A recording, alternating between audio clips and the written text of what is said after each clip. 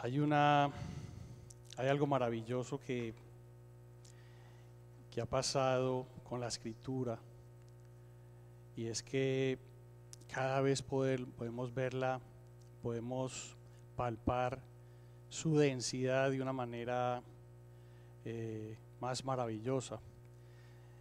Esta parashá en particular dice kitizá, significa cuando hagas un censo, y tiene muchos temas, tiene una cantidad de temas que cada uno de ellos en sí mismo podía ser toda una predicación.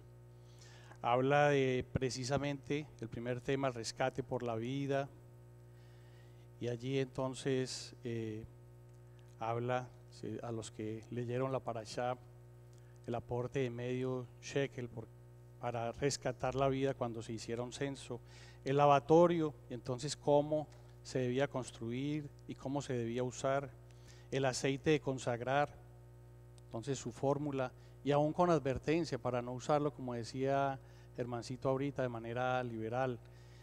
El incienso, también su fórmula, y también con una advertencia acerca de su uso exclusivo en el santuario.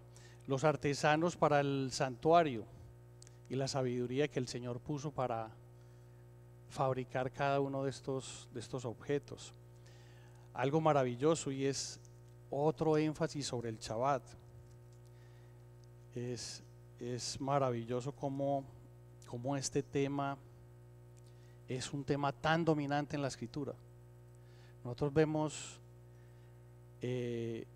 ahora que lo estamos haciendo, que estamos obedeciendo el mandamiento, vemos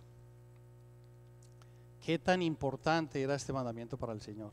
Porque si Él lo dice una vez, pues es importante poner atención, ¿cierto? Si lo dice dos veces, significa que es muy importante para Él. Pero si lo vemos repetirse y repetirse y repetirse, yo diría que es de carácter vital. Él mencionó que sería una señal entre Él y nosotros,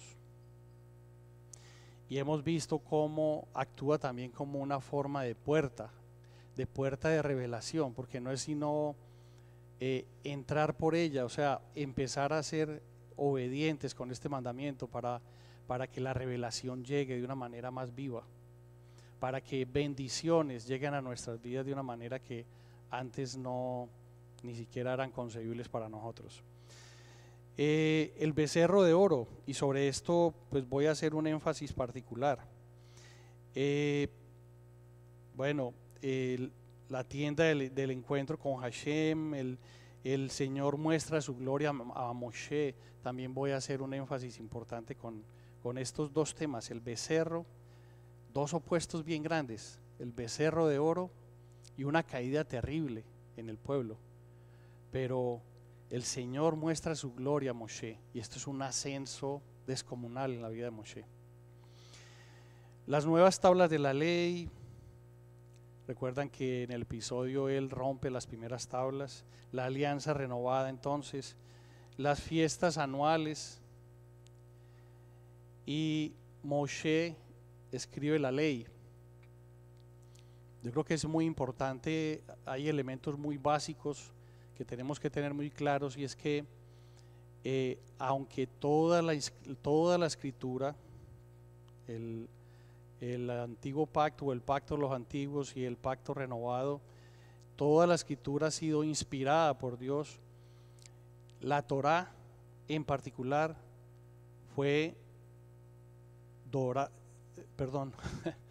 la Torá fue dictada carácter por carácter de parte de Hashem al Señor, a Moshe. Es diferente cuando Hashem inspira a un profeta y él habla palabra del Señor, a esto que ocurrió con Moshe, y es que fue dictada carácter por carácter. De hecho, que las 10 palabras, el decálogo, no solamente, ni siquiera fue dictado, fue escrito por el dedo de él. Tremendo, poderoso.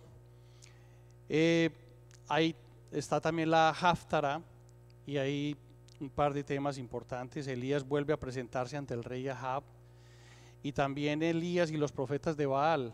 Un tremendo episodio, para mí de los episodios más maravillosos de toda la escritura, es ese desafío que hizo Elías con los profetas de Baal, ¿cierto?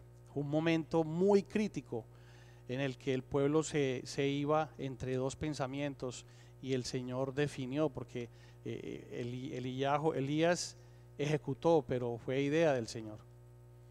Y el Señor hace una manifestación tan clara que fue absolutamente claro quién es el Dios de Israel. Y luego en los escritos mesiánicos, pues la transfiguración de Yeshua, otro episodio importante. Sin embargo, entonces, como les decía, pues voy a hacer un énfasis importante en dos temas. El primero de ellos es el incidente del becerro. Uno pasaría rápidamente por este pasaje y uno diría, pues sí, Moisés subió, el pueblo se desesperó, hicieron el becerro, Moisés baja y hace el juicio, y como que ya terminaría ahí, ¿cierto? El pasaje y el análisis del pasaje. Pero hay muchas preguntas que quedan allí, ¿cierto? ¿Cuál fue el papel de Aarón?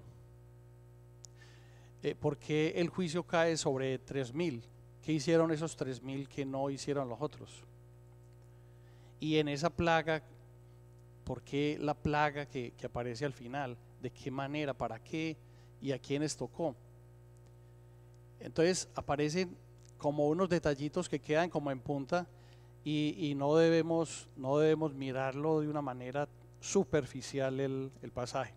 Entonces vamos a entrar en un contexto del episodio. Dice: Moshe había subido al monte Sinaí para recibir las tablas que servirían como testimonio del pacto que Hashem había hecho con el pueblo de Israel, ¿cierto? Ese era el tema, ¿cierto? Moshe había subido allí al monte y había estado 40 días. El pueblo ya desesperaba.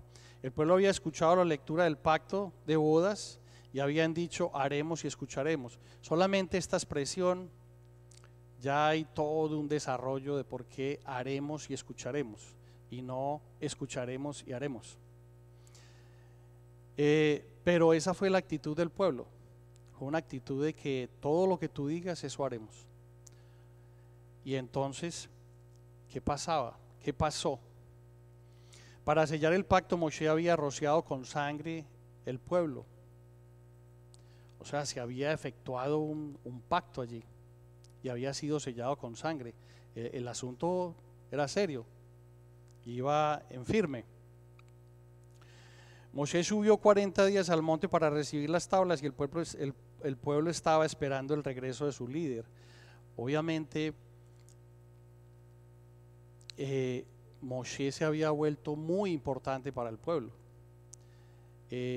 Aunque sabemos que quien hacía las cosas era Hashem, la cabeza visible de todas esas manifestaciones era Moshe. Entonces, delante de un pueblo que había vivido 430 años en una cultura absolutamente idólatra,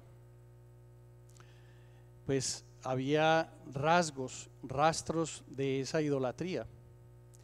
Y de alguna manera Moshe se había vuelto no un líder, más que un líder, casi que una deidad.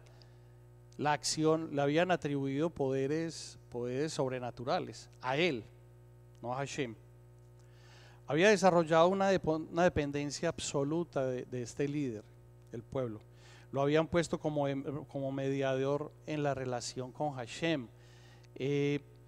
¿Se acuerdan que ante esas manifestaciones tan poderosas, tan estruendosas y tan magníficas, pues el pueblo temió y quiso que Moshe se parara en la mitad entre Dios y ellos? Entonces, ese era el papel, era mediador. Su fe y su confianza descansaban en Moshe más que en Hashem, más que en Dios. Su situación de total fragilidad e incertidumbre, sin una fe firme en el Dios de Israel, los puso en una condición de vulnerabilidad que el adversario aprovechó. Fueron vulnerables. Hay pasajes en donde muestran, no en la Torá, pero más adelante en Ezequiel se muestra, y hay varias menciones. Ezequiel 27 al 8, Ezequiel 23 del 2 al 3, muestran esa idolatría del pueblo en Egipto. Entonces había esa predisposición en el pueblo. Y no solamente eso, había también pueblos de varias naciones que habían salido con él. Ante las manifestaciones de poder con las cuales salieron de Egipto, pues había pueblo que salió con el pueblo de Israel. Entonces había todo un caldo de cultivo allí para que se diera semejante caída espiritual del pueblo de Israel. Entonces, la ofensa de la idolatría. Vamos a definir idolatría y les voy a mostrar esta definición. La idolatría suele ir acompañada de una ceremonia o un rito. Es la veneración, amor, culto o adoración de un ídolo. ¿Y qué es un ídolo?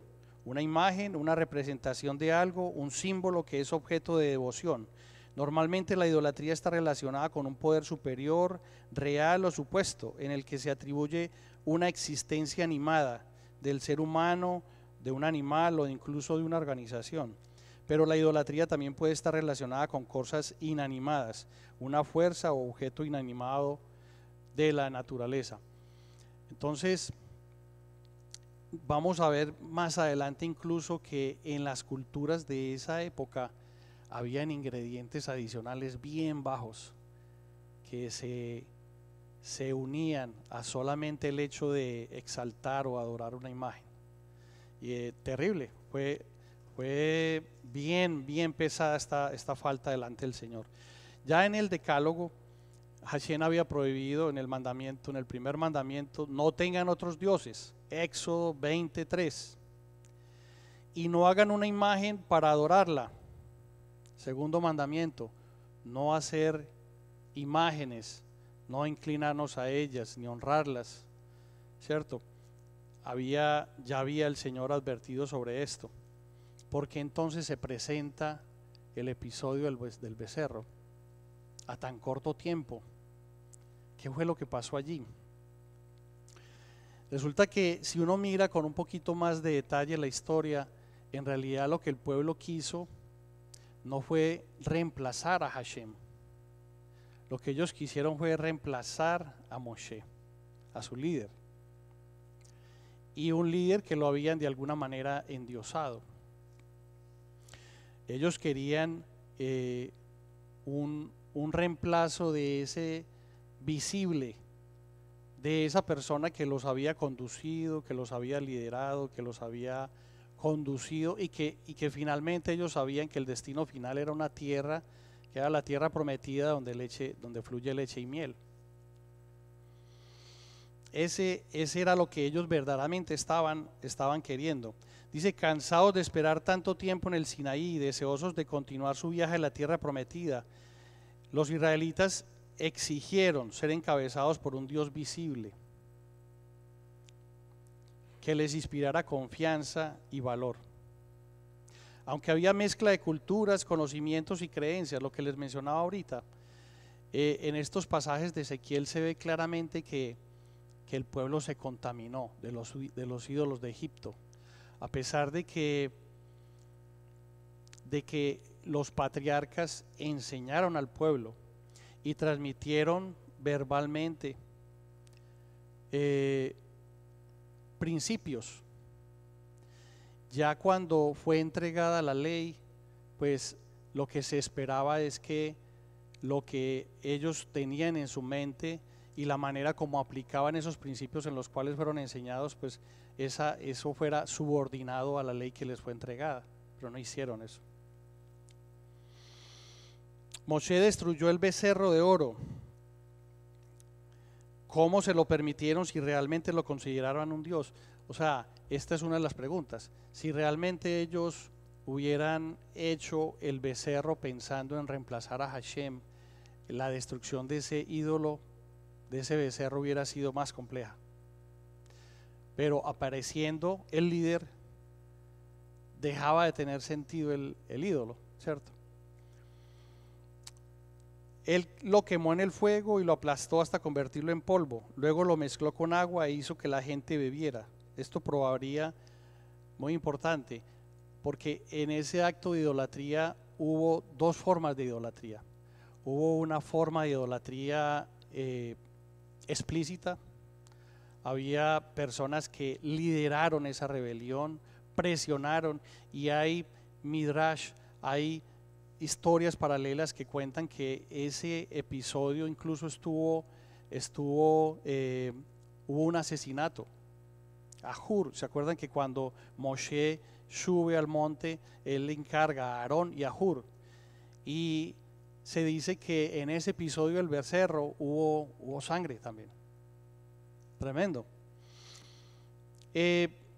Entonces hubo una rebeldía activa, personas que lideraron esa rebelión y se volvieron violentos y exigieron y quizás presionaron de tal manera a Aarón que él accedió y finalmente lo hizo. Pero hubo personas que en silencio también idolatraron.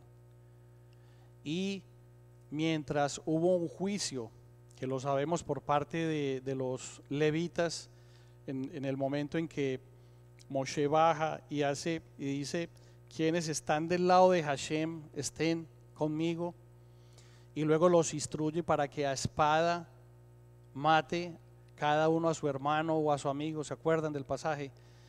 Las personas que murieron allí eran las cabezas visibles, era 3,000 personas. Miren esto, el día que cayeron las Torres Gemelas murieron como 3,000 personas. Y todavía hoy muere gente en una guerra que se desató a raíz de ese episodio. Bueno, en un solo día, por un acto de idolatría, murieron esas 3,000 personas. Aunque uno lo ve y realmente tiene una dimensión importante, si lo ve uno comparado con el número total del pueblo, realmente era una fracción. Pero esos eran las cabezas visibles de esa rebelión. Esos eran los que habían tomado el liderazgo de esa rebelión. Los otros morirían por la prueba del agua. Ustedes no recuerdan que en la ley hay una prueba de la mujer adúltera, ¿cierto? ¿Se acuerdan que cuando había la ley de los celos, cuando una mujer había suspicacia de su infidelidad, entonces se le daba a beber un agua, y decía que si su vientre se hinchaba, entonces la mujer era culpable, si no era inocente. Bueno, esas aguas con ese oro molido actuaron como esas aguas que determinaron quién era culpable de esa idolatría subterránea, ¿cierto? No visible. Entonces, bueno, ese tema. La tribu de Leví era diferente a las masas. Cuando Moshe proclamó: quien esté del lado de Dios venga conmigo, toda la tribu de Leví presentó sus credenciales. Moshe les ordenó, bueno, esto lo mencionamos, fueron obedientes, y eso le valió el reconocimiento de Hashem.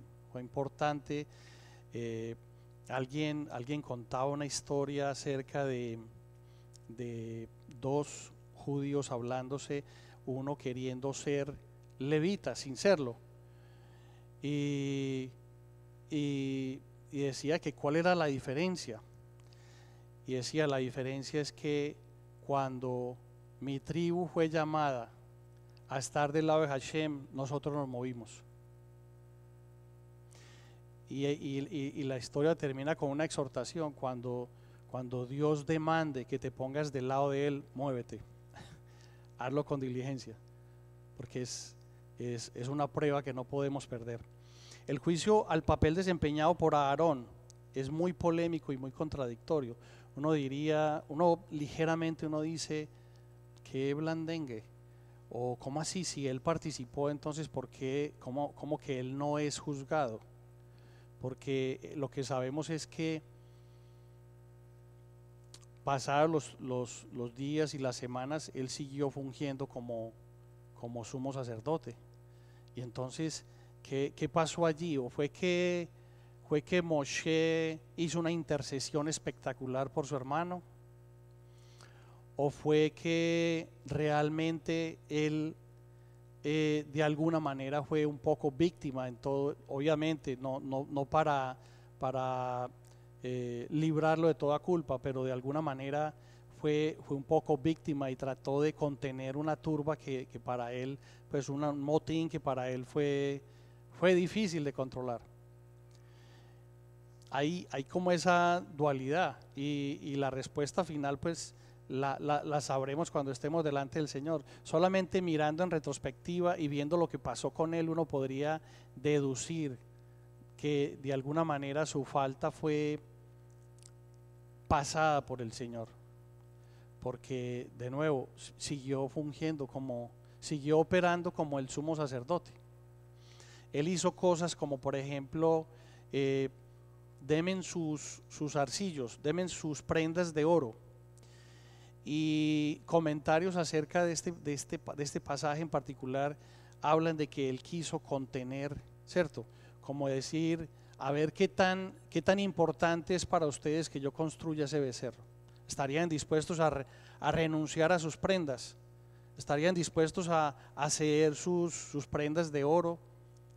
Pensando que de pronto no, era un capricho pasajero, pero no, la cosa iba en serio, ¿cierto?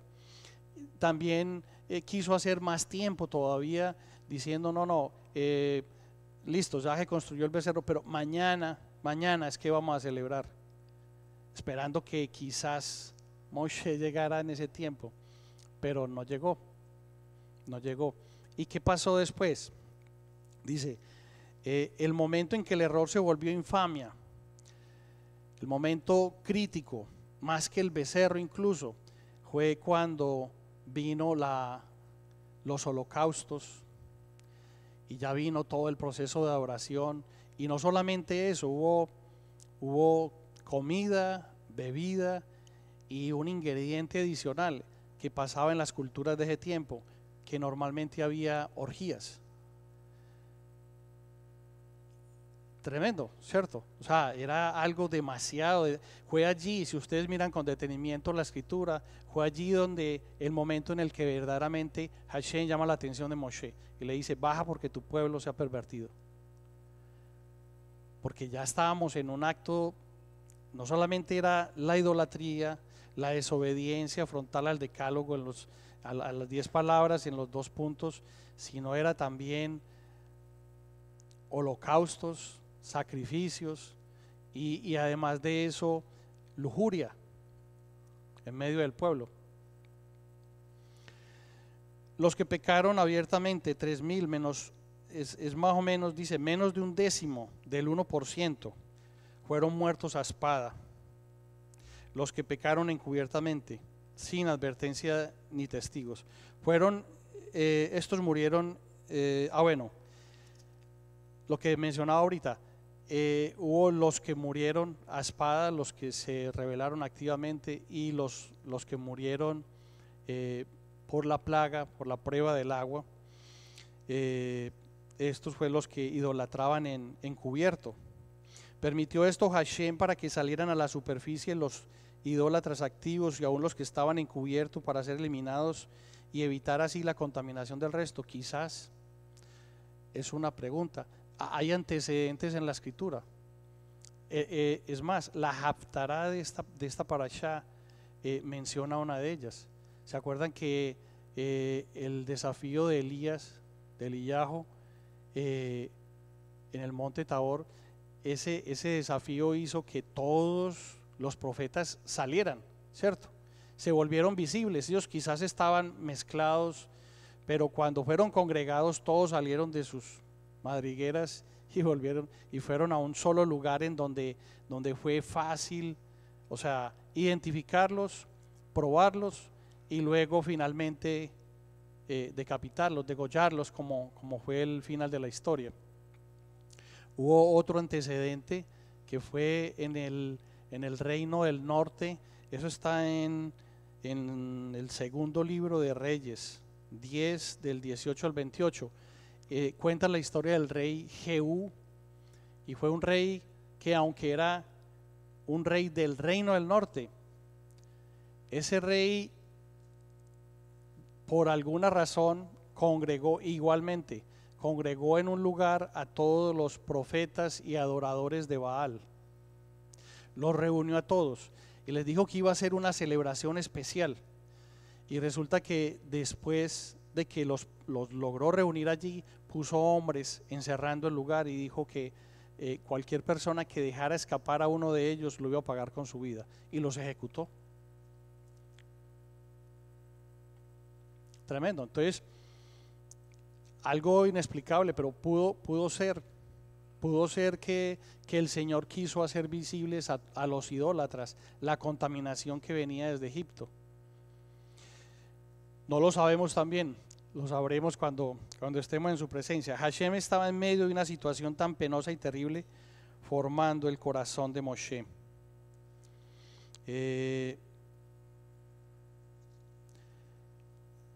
Otro punto importante es ese precisamente. Uno diría, bueno, Moshe, como que después del episodio del becerro, aparentemente como que convence a Dios de no eliminar a su pueblo. Entra en un diálogo allí de intercesor, y aparentemente como que el Señor estaba demasiado decidido a acabar con el pueblo, y como que la intercesión de Moshe lo convenció de no hacerlo. Y entonces llegamos a otro tema también un poquito controversial, y es cuando atribuimos características o caracteres humanos al Dios de Israel, y olvidamos que estamos hablando de un Dios que es infinitamente sabio, de conocimiento perfecto, y que es inmutable, que no cambia. Entonces, ¿qué estaba pasando allí? ¿Por qué se expresa así la historia?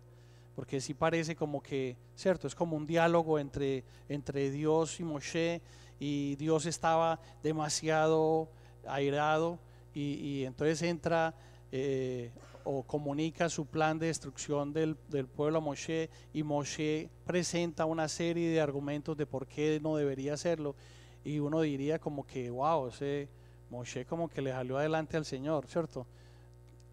Lo hizo caer en cuenta al Señor de cosas que él no había contemplado y lo convenció. Y realmente lo que está pasando allí es que el Señor está probando el corazón de Moshe, está formando en él el corazón de un intercesor, un verdadero intercesor que es capaz, incluso aún a costa de su propio sacrificio, ¿cierto?, poner al pueblo antes que él. Y es maravilloso, ¿cierto? Maravilloso ver la historia desde esta óptica, porque tiene más sentido.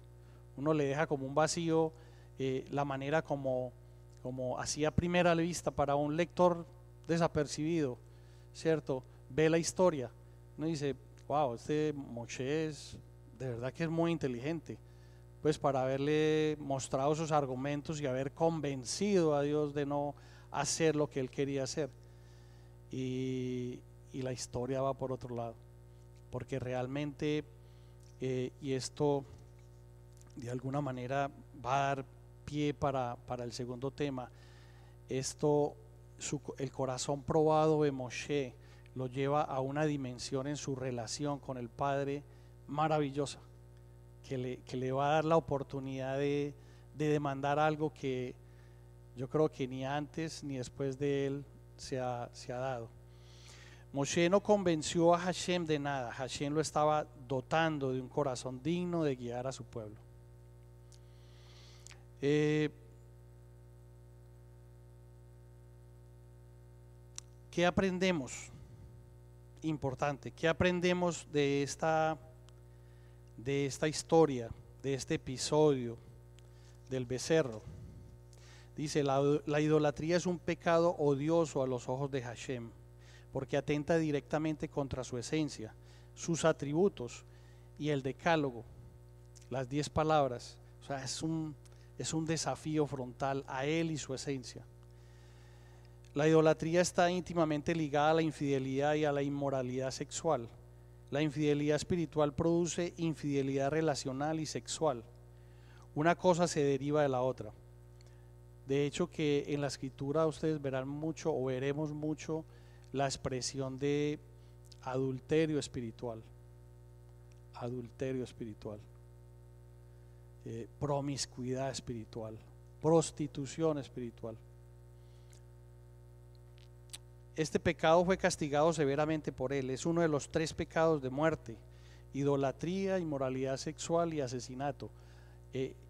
En esa algarabía que se formó allí, aparentemente hubo de los 3. Hubo idolatría, obviamente, hubo inmoralidad sexual, orgías, bailes sensuales que provocaron al Señor, y no he encontrado la cita en la escritura, pero historias paralelas hablan del asesinato de Hur.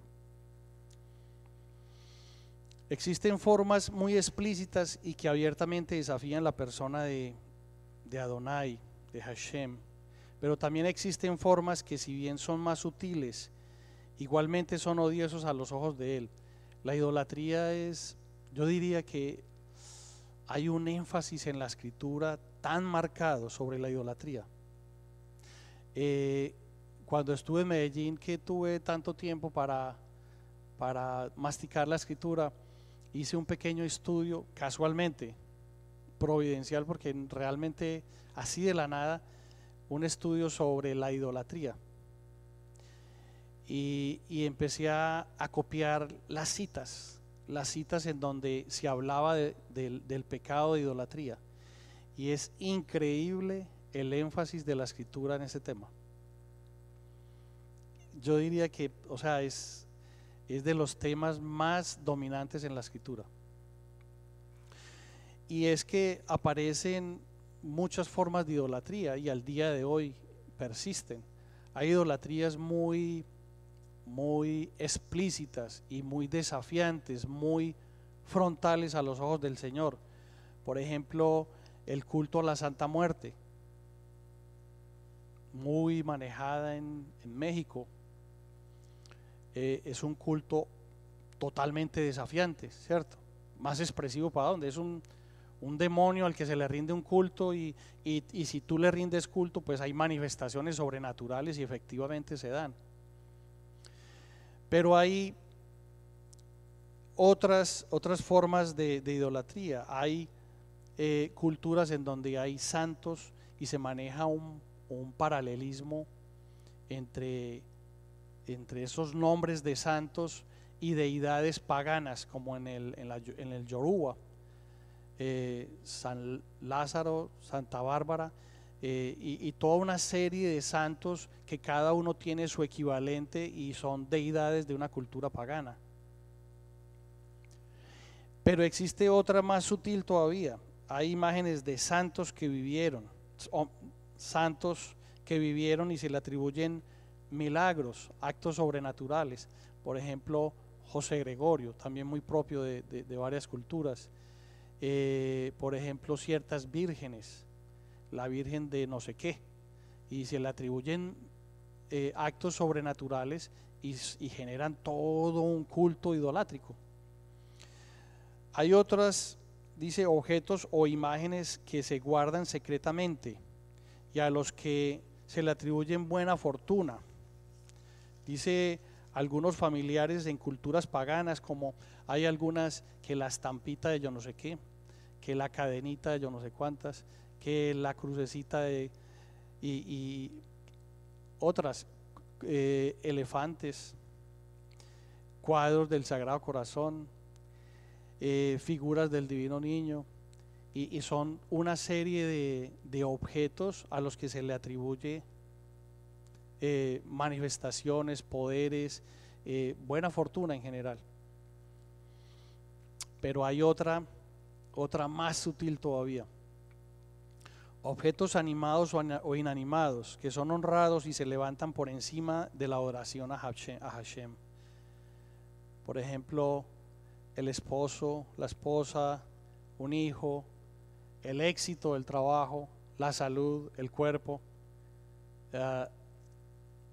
todo lo que pueda levantarse por encima de la adoración al Padre y que constituye un ídolo, muchos de ellos no reconocidos. Pero ¿cómo los identificamos? ¿Cómo sabemos si estamos en una relación idólatra con algo o alguien? Preguntas, por ejemplo, como no sé qué sería de mi vida si no tuviera tal cosa. El valor representado en tiempo, afecto y atención atribuido hacia algo o alguien. O sea, uno dice, no, pues no, yo no lo idolatro, yo no tengo adoración, pero la distribución del tiempo, el tiempo que le asignamos a la atención a ese algo o alguien, muestra otra cosa. Descontrol completo de su vida cuando la relación con ese algo o alguien se ve amenazada. ¿Cierto? Son como síntomas cuando en nuestra vida, sin saberlo, sin percibirlo, ocurre muy sutilmente, se va levantando un ídolo y adquiere todas las características de esto que estamos hablando. Este es un tema muy dominante a través de toda la escritura, como les decía, y hay infinidad de citas. Al que quiera le voy a presentar le puedo mandar el bosquejo, y hay una enorme cantidad de citas acerca del tema de la idolatría. Eliminar de nuestra vida toda forma de idolatría debe ser una prioridad en el proceso de relacionarnos con Hashem. El examen periódico, permanente, acerca de todo lo importante en nuestra vida, de manera de que podamos identificar primero y luego eliminar toda forma de ídolos, es un tema importante. Se vuelve un tremendo obstáculo en nuestra relación con el Padre, porque el Padre no quiere una partecita de nosotros, Él quiere todo. Si no estamos preparados para darlo todo, no es el tiempo para nosotros. Aunque la intención de Moisés haya sido buena, él no es lo suficientemente justo para justificar a todo un pueblo. Solo alguien perfecto podría hacerlo, y ese es Yeshua, nuestro Mashiach. El papel de Moshe fue crucial en una historia del pueblo de Israel, pero el único que podría justificar al pueblo se llama Mashiach, Yeshua. A través de esta experiencia de Moisés, el pedir perdón por el pecado del becerro de oro y ofrecerse como sustituto, vemos la sombra de la revelación del Mesías, quien entregó su vida por nosotros. Yeshua murió por todo el mundo, pero quien accesa a su perdón y expiación son aquellos que reconocen su pecado y se arrepienten y descansan en la obra completa, redentora de Yeshua como único medio para llegar al Padre. Importante. Hubo otros pecados que trajeron tragedia a nivel nacional, como se cuenta, este pecado del becerro se cuenta como uno de unos pocos pecados que trajeron desastre espiritual a nivel de todo el pueblo. El haber vendido a José es uno de ellos. El becerro, el pecado de los 10 espías, el mal informe de los 10 espías, son pecados que marcaron el pueblo de Israel, porque trajeron desastre a todo el pueblo.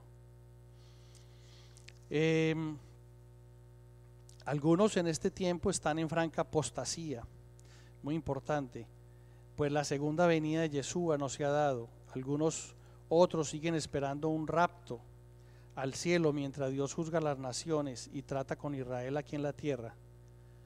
pero lo que dice la Escritura, ahora que conocemos nuestra identidad como Israel, es otra cosa muy distinta. No hay tal como una entidad llamada iglesia que tenga un plan separado de Israel. La Escritura es muy clara acerca del pacto renovado. Lo describe perfectamente en Jeremías 31 al 34, en Ezequiel 36 también. Ezequiel 36 del 24 al 29 describen el pacto renovado y el futuro que nos espera como pueblo del Señor que somos. Entonces este tema de esa espera que a veces desespera, que fue el tema que le ocurrió al pueblo, ¿cierto? Esperando a su líder. Algunos pueden verse atrapados en esta misma situación, en este momento, esperando la venida de un Mesías que demora, pero que, como dice la Escritura, es la misericordia del Señor que no quiere que nadie se pierda. La extensión del tiempo hace que más personas sean alcanzadas. Esto fue una terrible caída para el pueblo de Israel, pero esta parashá también describe una preciosa subida espiritual. Y este es el otro tema sobre el cual quiero hacer un énfasis, y es que el Señor muestra su gloria a Moshe y le revela sus atributos de misericordia. Dice, Hashem hablaba cara a cara con Moshe, como quien habla con un amigo. Qué maravillosa figura, pues, qué desafío el pensar que podemos, y efectivamente podemos tener una relación tan cercana con el Señor. Moshe se encuentra nuevamente en la presencia de Hashem. Este es el contexto, y Moshe quiere conocer más profundamente a Hashem. Entonces, ¿cuáles son las demandas que él hizo? En Éxodo 33:13, Moshe hizo unas demandas al Señor maravillosas. Él dijo, quiero conocer el camino del Eterno. El camino del Eterno es su proceder, su manera de actuar. Y esto es importante, esto es maravilloso. Que quiero conocer cómo Él actúa. Eso es un desafío. Pero luego dice, quiero conocer al Eterno. No solamente lo que hace, sino quiero saber por qué hace lo que hace. ¿Cuál es el motivo detrás de la acción? Es como otro nivel, ¿cierto?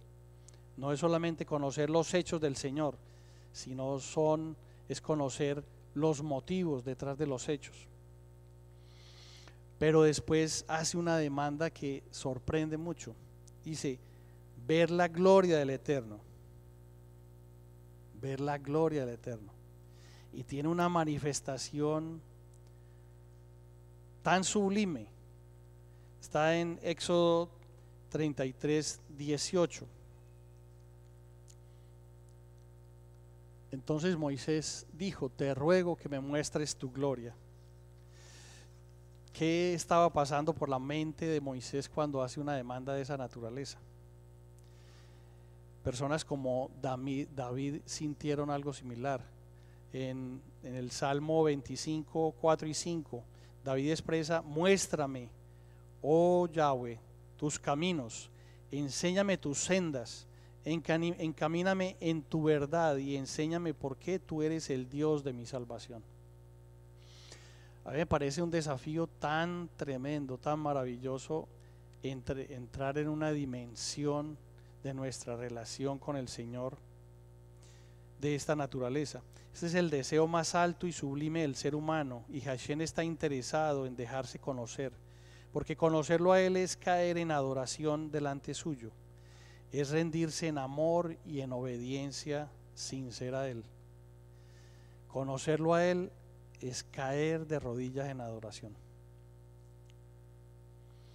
Y no solamente eso, es obediencia sincera a Él, porque en definitiva es la demanda que Él hace de nosotros, es lo que estamos entendiendo.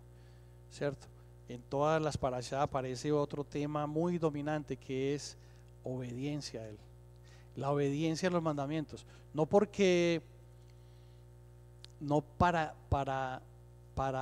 como un condicionamiento, no como una condición para ser salvos, sino porque somos salvos, porque somos salvos. Él nos muestra que es la santidad. La santidad es vivir de acuerdo a su instrucción. Y esa es la demanda que Él hace de nosotros: sed santos como yo también soy santo. Entonces, esa es la demanda que aparece. Dice, Moshe pidió a Hashem de acuerdo con su voluntad y le fue concedido. En primera de Juan 5, 14 y 15 hay un pasaje que hemos esgrimido mucho, que hemos mirado con mucha frecuencia. Dice, y esta es la confianza que tenemos delante de Él, que si pedimos cualquier cosa conforme a su voluntad, Él nos oye. Y si sabemos que Él nos oye en cualquier cosa que pidamos, sabemos que tenemos las peticiones que le hemos hecho. Pedir conforme a su voluntad implica conocerlo también, que nuestras peticiones verdaderamente estén alineadas con su voluntad. Y si así son, con toda seguridad que tendremos las peticiones que le hagamos.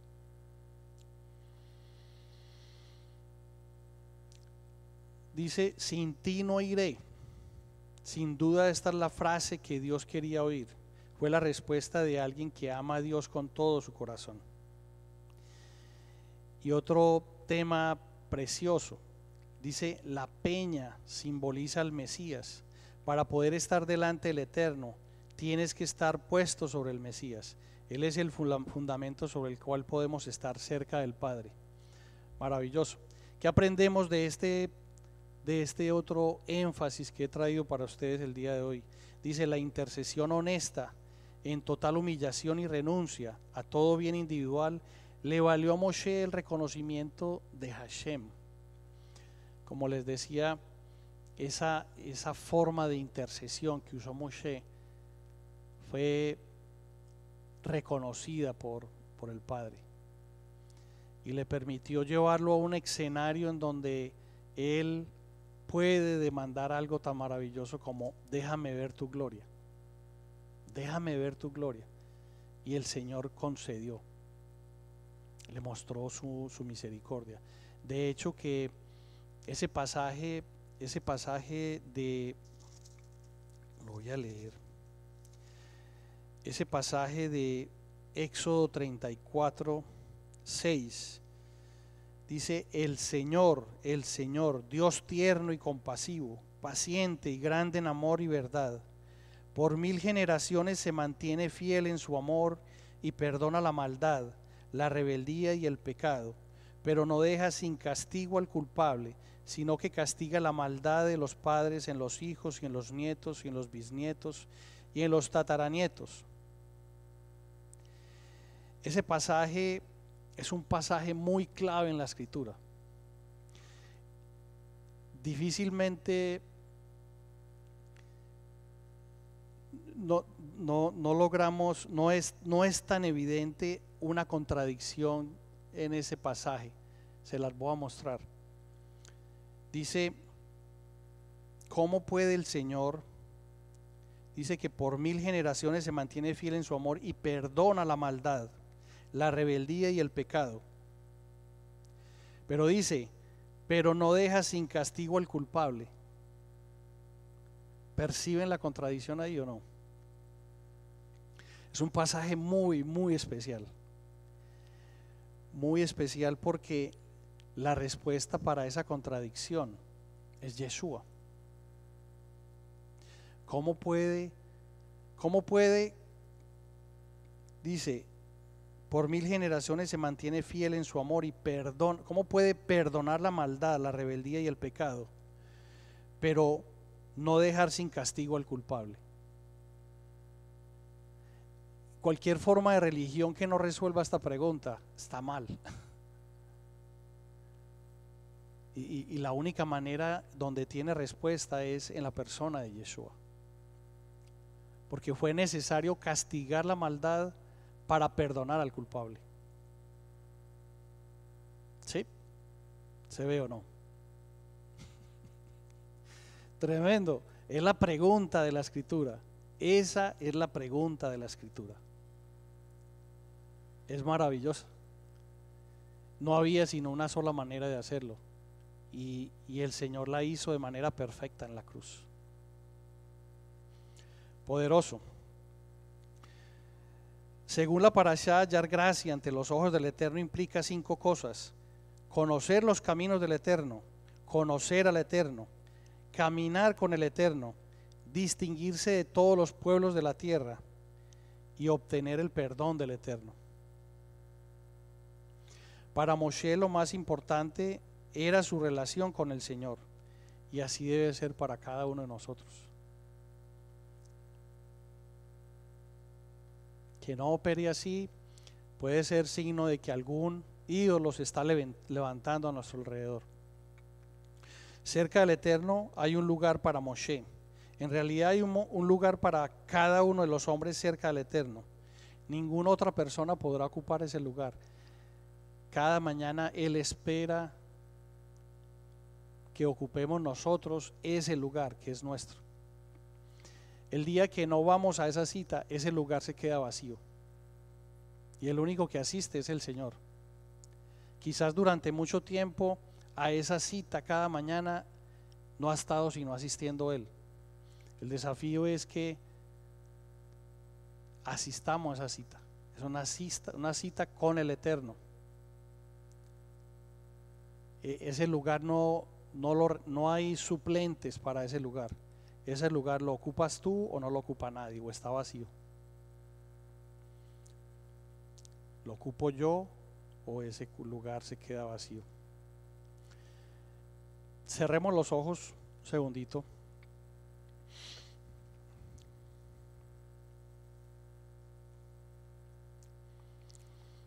Padre de los cielos,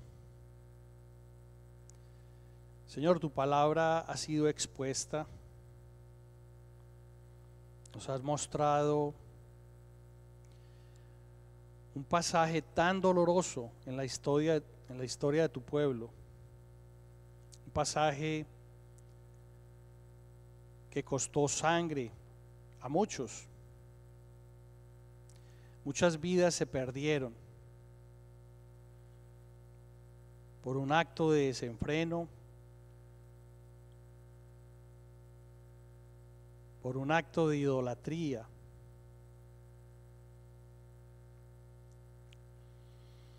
Señor, yo creo que el día de hoy es evidente lo que tú opinas acerca de la idolatría, Señor.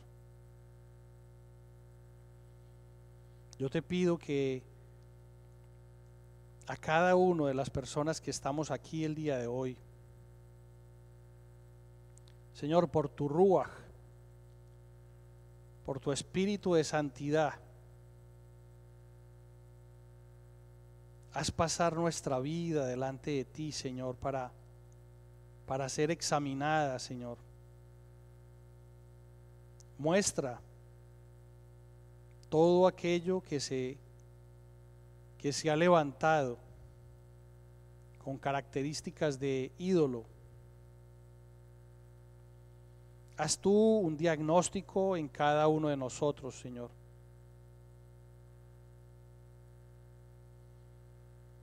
Quizás hemos perdido distancia contigo.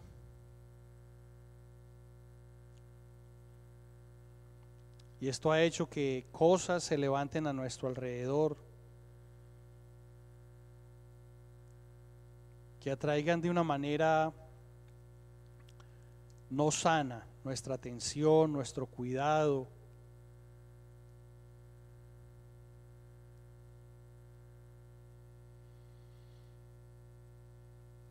Señor, llama nuestra atención sobre cada una de las relaciones a nuestro alrededor.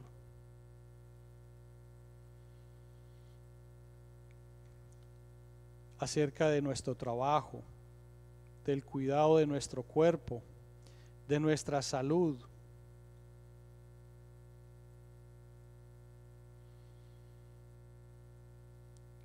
Muestra si hemos atribuido valor a entidades diferentes de ti.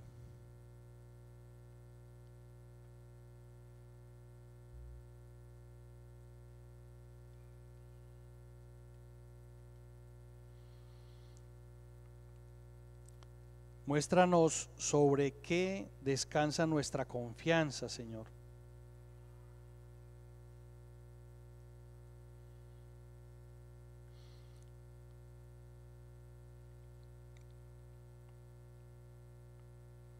¿Qué intereses de la vida son los que consumen nuestra atención?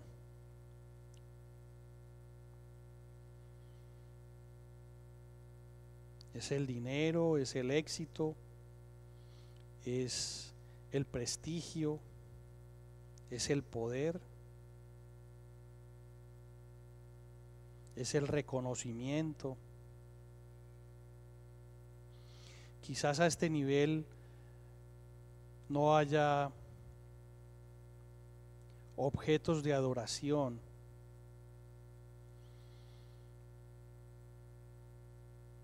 O quizás, a pesar de que alguien lo haya mencionado, hemos sido descuidados en tener en nuestras casas objetos que son familiares de culturas paganas.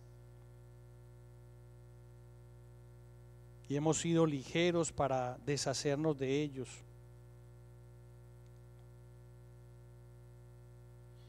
Señor, es evidente el dolor que te causa todo culto idolátrico.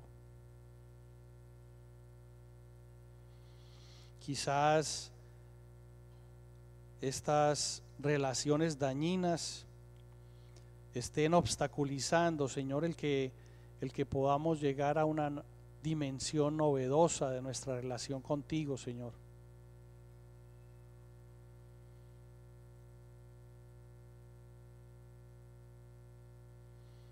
Como hemos mencionado, Señor, el tiempo que dedicamos a ciertas cosas pueden ayudarnos a hacer un diagnóstico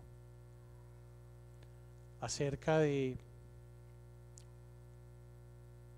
qué cosas han cobrado más valor en nuestra vida del que debemos.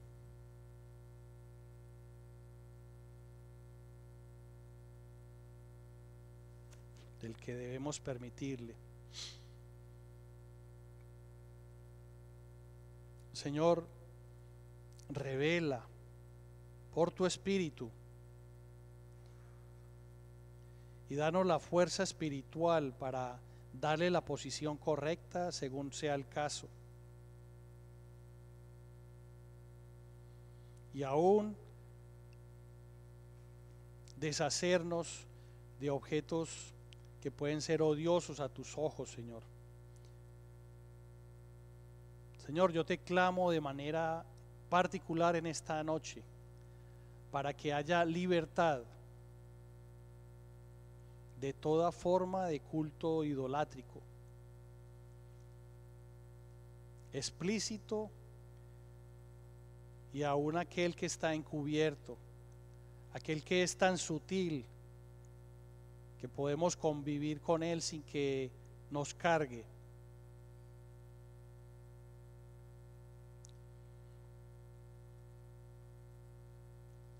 Padre, perdónanos por toda expresión idolátrica en nuestra vida.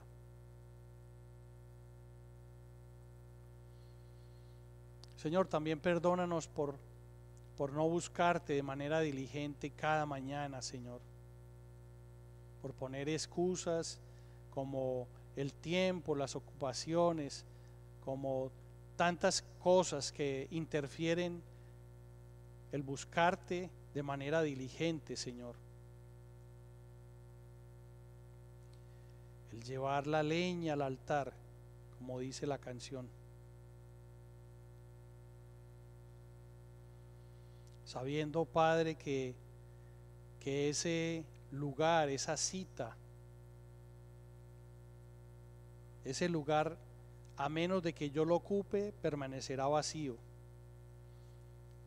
Y a esa cita de cada mañana a la cual yo no asisto, solamente asistes tú, mi lugar se queda vacío.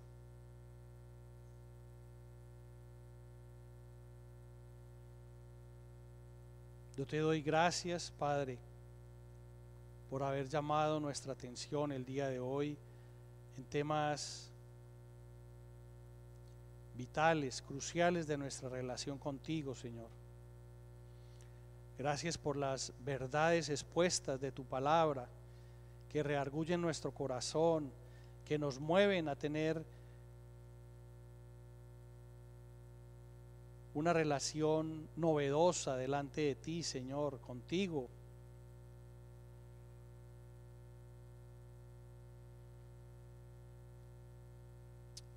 Te damos gracias y te bendecimos en el nombre precioso de Yeshua, nuestro amado Señor y Salvador.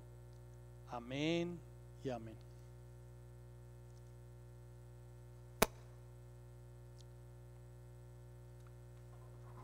Pongámonos en pie y sigamos en esta actitud de alabanza y adoración a nuestro Padre.